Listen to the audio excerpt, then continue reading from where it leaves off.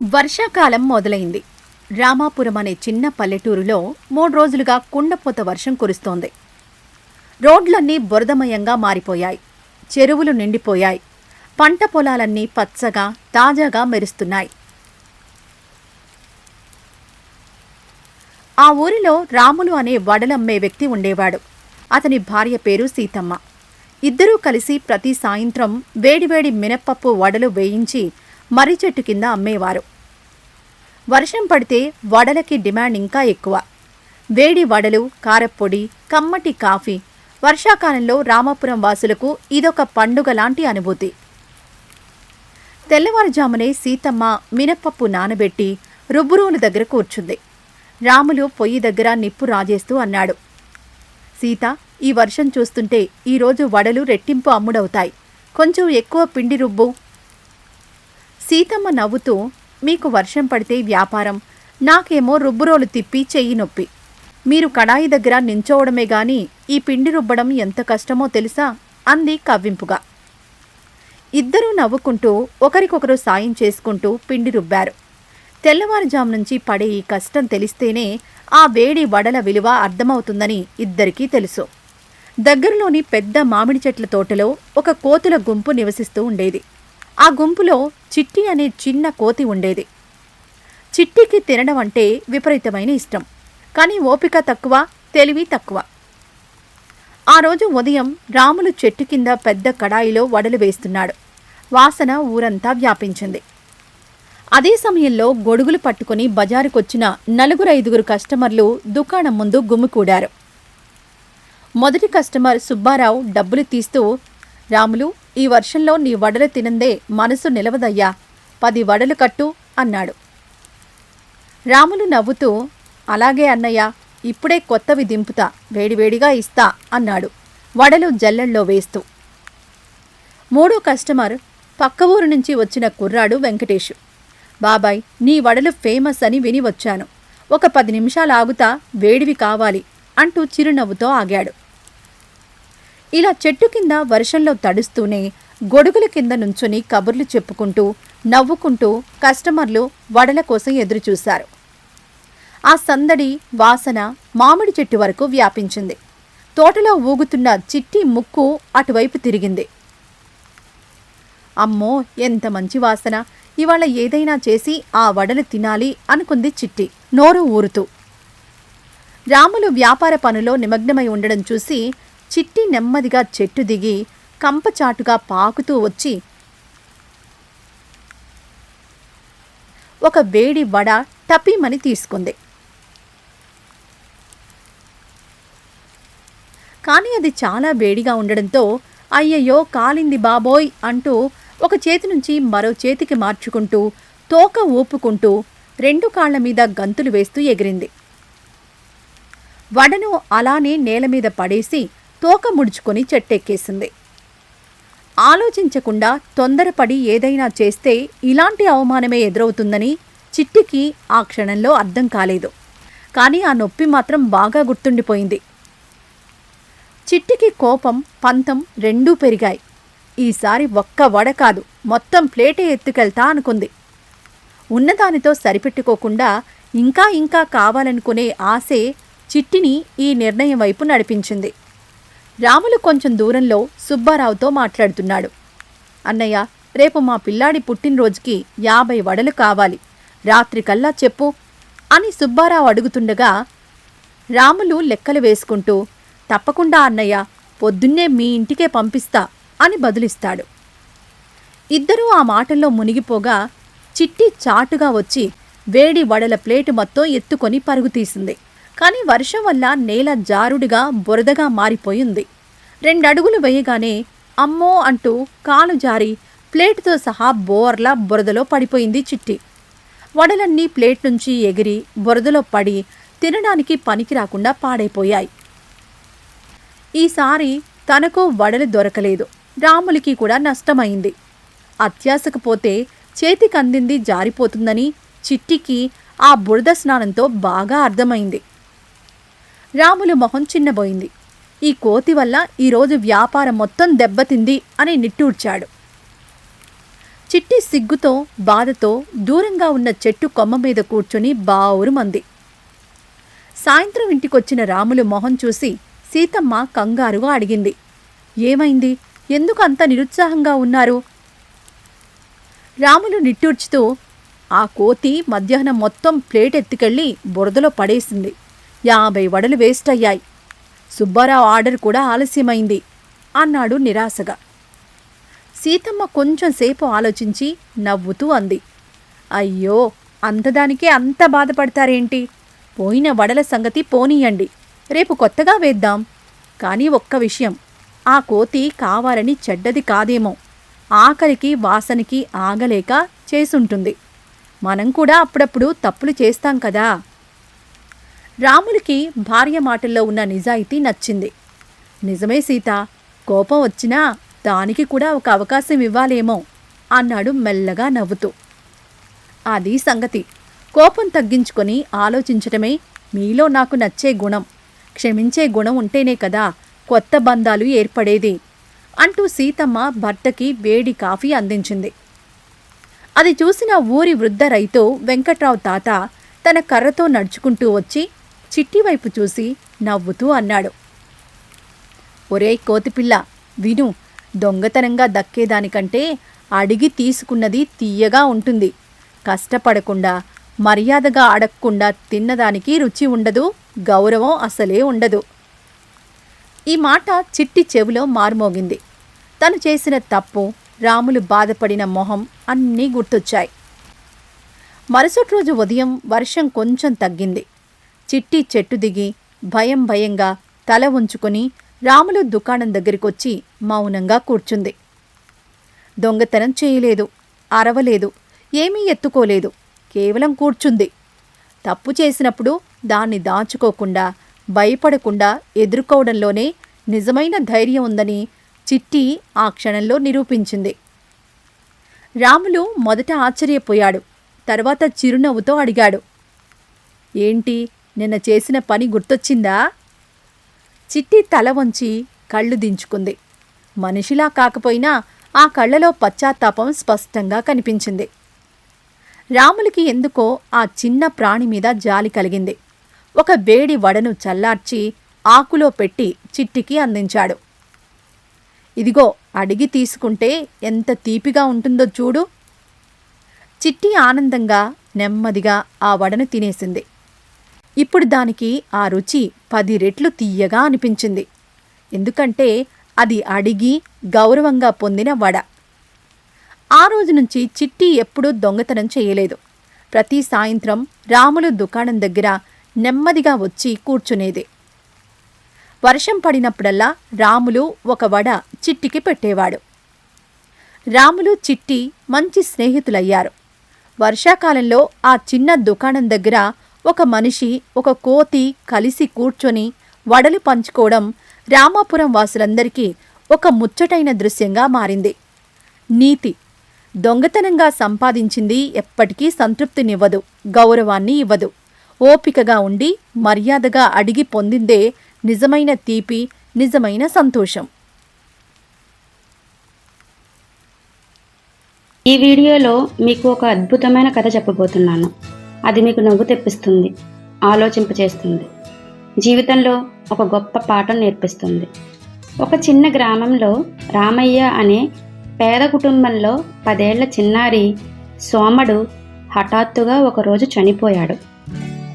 బంధువులందరూ శవాన్ని మోసుకుని ఊరు అవతల ఉన్న శ్మశానానికి చేరుకున్నారు. అప్పుడు సాయంకాలం అవుతోంది. పడమర దిక్కున సూర్యుడు అస్తమిస్తున్నాడు. ఆకాశమంత ఆశతో పెంచిన బిడ్డను అర్ధాంతరంగా కోల్పోయిన వారి దుఃఖాన్ని మాటల్లో చెప్పలేం. అక్కడ గుండె పగిలే ఏడుపు వినిపిస్తోంది.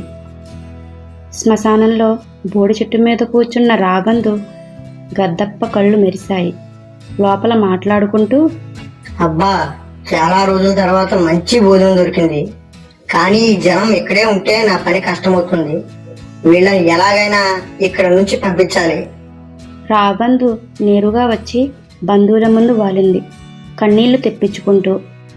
అయ్యో, రత్నం లాంటి పిల్లవాడు, నాకే ఏడుపొస్తుంది. చూడండి అన్నలారా, ఎంత ఏడ్చినా చనిపోయిన పిల్లవాడు బ్రతికి రాడు. నేను 100 ఏళ్ళు బతికాను, చాలా శవాలు చూశాను, ఒక్కటి కూడా లేవలేదు. పోయి గోదానం భూదానం చేయండి, పుణ్యం సంపాదించుకోండి. పైగా చీకటి పడుతుంది. ఈ వల్లకాట్లో చీకటి పడితే భూతాలు మిమ్మల్ని పీక్కు తింటాయి. బంధువులు వణికిపోయారు. నిజమే అనుకుని వెళ్ళిపోబోయారు. రాబందు మనసులో సంతోషంతో పని అయిపోయింది. ఇంక నాకే దక్కింది అని అనుకుంది.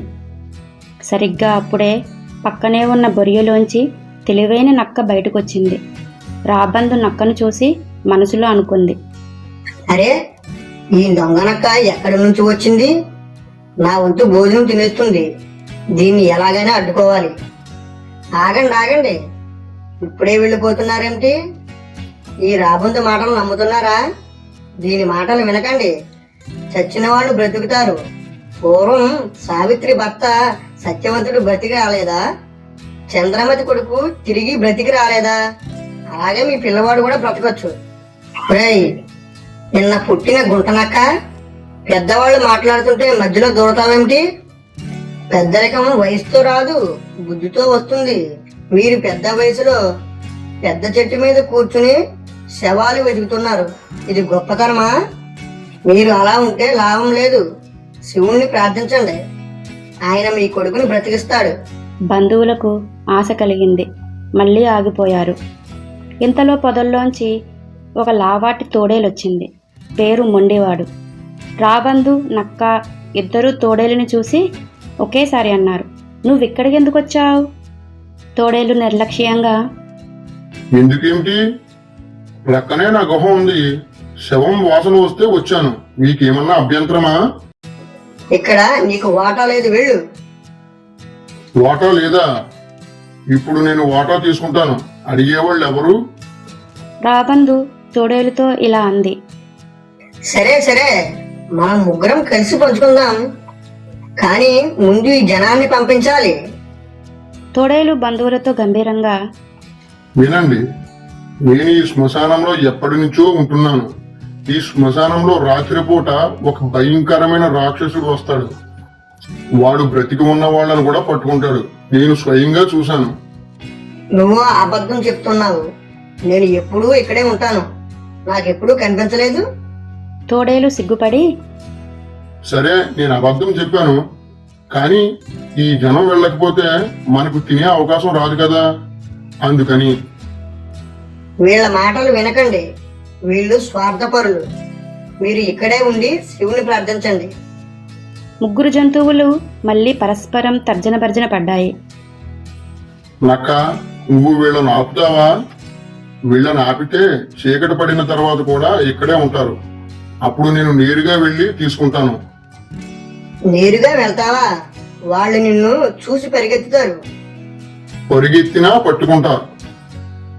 ఇద్దరు ఆగండి, శవం నాది, ముందే నేను చూశాను. అప్పుడు తోడేలు మనసులో ఒక ప్లాన్ వేసింది. ఒక పని చేద్దాం, ముగ్గురం కలిసి వీళ్ళను పంపించేద్దాం. నక్క, నువ్వు ఉండండి అంటావు. రాబందు, నువ్వు వెళ్ళండి అంటావు. నేను మధ్యలో భయపెడతాను. అప్పుడు వీళ్ళకి ఏం చేయాలో తెలియక మొత్తం పారిపోతారు. పారిపోతే శవం వదిలిపోతారు కదా. సరే, కానీ అప్పుడు ఈ శవాన్ని ముగ్గురు సమానంగా పంచుకోవాలి. అలా ముగ్గురు కలిసి అన్ని రకాల కబుర్లు చెప్పసాగాయి.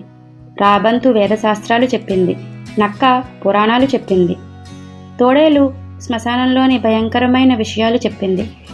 అలా గంట గంట వాదించగా చీకటి పడింది. బంధువులు నక్క మాట విని నిజాయితీగా మనసు పెట్టి శివుణ్ణి ప్రార్థించారు. చీకటిలో శ్మశానంలో తిరగడం శివుడికి అలవాటే. ఆయన భూత పిశాచాలతో అక్కడికి వచ్చి ప్రార్థన విని ప్రత్యక్షమయ్యాడు. ఏం కావాలి? బంధువులు కన్నీళ్లతో, స్వామి, మా పిల్లవాడిని బ్రతికించు. శివుడు చిరునవ్వుతో సోముడిపై చేయి వేశాడు. సోముడు లేచి కూర్చున్నాడు. తోడేలు నక్క రాబందు ముగ్గురు నోళ్లు వెళ్ళబెట్టి చూశాయి. ఏమయ్యింది? పిల్లవాడు లేచాడు. లేచాడని అర్థమైంది. శవం మాట ఏంటి? శవం లేదు ఇప్పుడు, పిల్లవాడు బ్రతికాడు కదా. అంటే మనకి ఏమీ దొరకలేదా? రాబందు తోడేలు వైపు కోపంగా, నీ వల్లే ఇలా అయ్యింది. నేను వెళ్ళమంటే వెళ్ళారు, నువ్వు వచ్చి గందరగోళం చేశావు. నక్క వీళ్ళని ఆపింది. ఈ గొడవలో శివుడు వచ్చాడు. అంతా నీ వల్లే. నక్క ఉక్రోషంతో శివుడి దగ్గరికి వెళ్ళి, స్వామి, ఇది న్యాయమా? నేను వీళ్ళను ఆపి శివుణ్ణి ప్రార్థించమని చెప్పాను. ఆ పని వల్లే నువ్వు వచ్చావు. ఆ పని చేసిన నాకే శిక్ష పడింది. నువ్వు వీళ్ళని ఆపింది శవం తినాలని, వాళ్ళ మేలు కోసం కాదు. అది నిజమే స్వామి, కానీ ఫలితం మాత్రం మంచిగానే వచ్చింది కదా. హాహాహా, నువ్వు చెప్పింది నిజమే. స్వామి, నా నోటికందిన ఆహారాన్ని ఈ నక్క తోడేలు చెడగొట్టారు. వాటి ఆహారాన్ని నువ్వు చెడగొట్టావు. ఇది సమన్యాయం. మాకు ఇప్పుడు తినడానికి ఏమీ లేదు. స్వామి, పొట్ట చాలా ఆకలిగా ఉంది, ఏమైనా ఏర్పాటు చేస్తావా? దేవుడిని పొట్ట నింపమని అడుగుతావా? ఆకలి ముందు సిగ్గేముంటుంది? శివుడు ముగ్గురిని చూసి మనసులో నవ్వుకున్నాడు. కడుపు కోసం ఇంత తంటా పడ్డారు. పాపం. సరే, మీ ముగ్గురికి ఎప్పటికీ ఆకలి దప్పిక బాధ ఉండదు. సులభంగా ఆహారం దొరుకుతుంది. కానీ ఒక్క షరతు, ఇక నుండి మీరు బ్రతికి ఉన్న మనుషుల్ని మోసం చెయ్యరాదు. బంధువులు సోమడుని తీసుకుని సంతోషంగా ఇంటికి బయలుదేరారు. వెళ్తూ వెళ్తూ సోమడు వెనక్కి తిరిగి చూశాడు. సోమడు, నాన్న, ఆ నక్క ఏడుస్తోందేమిటి? అది నీకు బ్రతికే అవకాశం ఇచ్చింది, అందుకనే నీకు ప్రాణం వచ్చిందని బాధపడుతోంది. అంటే అది నన్ను బ్రతికించాలని కాదు, వేరే కారణానికి సహాయం చేసిందా? అవును, కానీ మేలు మేలే ఎవరు చేసినా. అందరూ ఇల్లు చేరుకొని ఆనందంగా రాత్రి గడిపారు. ఈ కథ నేర్పే గొప్ప పాఠం, మాటలు వినేటప్పుడు మాట్లాడేవారికి ఏం లాభమో ముందు ఆలోచించు. ఎవరైనా మీకు సలహా ఇస్తే ఆ సలహా వల్ల వారికి ఏం ప్రయోజనం అని ముందు అడుగు. దుఃఖంలో ఉన్నప్పుడు బుద్ధి సరిగ్గా పనిచేయదు. అందుకే ఆ సమయంలో అందరి మాటలు నమ్మకుండా నమ్మకమైన వ్యక్తులను సంప్రదించు. స్వార్థంతో చెప్పిన సత్యం కూడా కొన్నిసార్లు మేలు చేస్తుంది, కానీ అది అర్థమయ్యాక మోసపోయామని తెలుసుకో. రాబందు, నక్క, తోడేలు ముగ్గురు తన కడుపు కోసం తెలివి చూపించాయి. కానీ మనం నేర్చుకోవాల్సిన పాఠం ఏమిటంటే, ఎవరు ఏ కారణంతో మాట్లాడినా మనం చేయవలసిన పని నిజాయితీగా చేస్తే దేవుడు తప్పక సహాయం చేస్తాడు.